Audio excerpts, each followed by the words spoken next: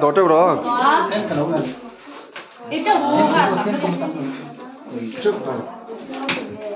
Good Friday salt here.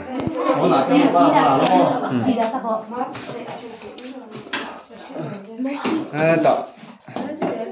Secretary Sabin.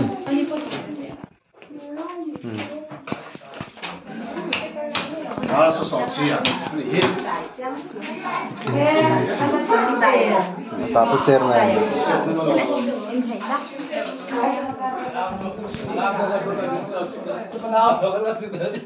Cái lão làm thế hẳn chúng ta kìa mà đấy mà tộp lên làm không tộp Lần mà phải trâu đó sao? có cái làm hẳn chết rồi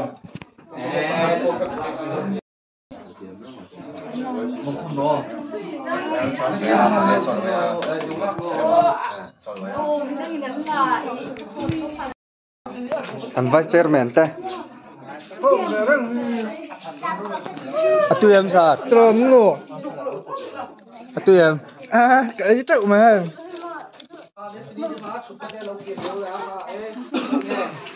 Lanu nuôi ta.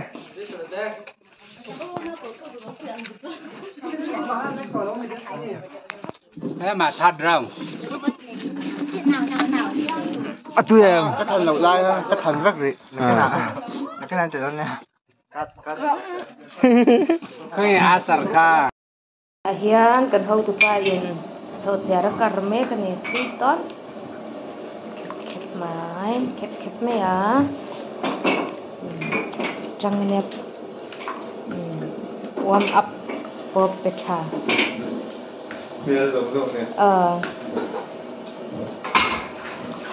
cái đủ pa nhỉ kia